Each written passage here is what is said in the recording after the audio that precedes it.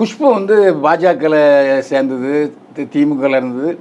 பெரிய ரெகக்னேஷன் ஒன்றும் கிடைக்கல. ஏன்னா சீட்டு கேட்டது கொடுக்கல பாஜகவில். ஆனால் இவர் என்ன பண்ணார், இப்போ குஷ்பு வந்து எப்படியாச்சும் எப்படி ராதிகாவை சரத்குமாரை கொண்டு வந்துச்சோ அதே மாதிரி குஷ்புவும் தன்னுடைய கணவனை அரசியல் கொண்டு வர்றதுக்கு நினைச்சது. இந்த தடவை புதிய நீதி கட்சிக்கு 2 சீட்டு பாஜக அதிமுக கூட்டணியில். ஆக புத்திசாலித்தனமாக ஏசி ஜென்மம் நான் போட்டியிடலை அப்படின்ட்டார்.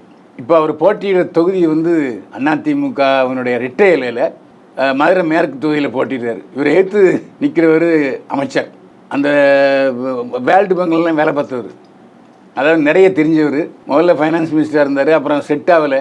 அவர் கொஞ்சம் உண்மையெல்லாம் பேசுவார். அதனால் ஸ்டாலின் அவர் தூக்கி கிடச்சிட்டார். அவரும் பழைய அமைச்சரோட பையன்தான், திமுக அமைச்சரோட பையன். இப்போது அமைச்சராக இருக்கிற பழனிவேல் தியாகராஜனோட தான் மோதுறாரு சுந்தர்சி. பழனிவேல் தியாகராஜன் கொஞ்சம் திமுக காரங்கள ஒட்ட மாட்டார். ஏன்னா கூட்டத்துக்கெல்லாம் பிரியாணி கொடுக்க மாட்டார், காசு கொடுக்க மாட்டார், ரொம்ப ஸ்ட்ரெயிட் ஃபார்வர்டு. அதாவது 10 காசு வாங்க மாட்டார். ஏன்னா ஒரு வெல்டுடு ஃபேமிலி. அவங்க அப்பாவே தியாகராஜன் சொல்லிட்டு ஏற்கனவே ஒரு சபாநாயகராக இருந்தார். திமுகவில் ஒரு வித்தியாசமான ஆள். திமுகவில் அப்போவே ஃபுல்லாக திருநீர் குங்குமம் வச்சுக்கிட்டு ஒரு ஆன்மீகவாதி. அவர் பையன் இவர் முதல்ல நிதியமைச்சராக இருந்தார். ஆனால் நிதியமைச்சராக இருக்கும்போது பல விஷயங்களை கேள்வி கேட்டார், சில சமயம் சொல்லிவிட்டார், உண்மையை சொல்லிவிட்டார். உண்மையை சொல்லிவிட்டா தான் நம்ம முதலமைச்சருக்கு பிடிக்காத, உடனே தூக்கி கிடச்சிட்டாரு.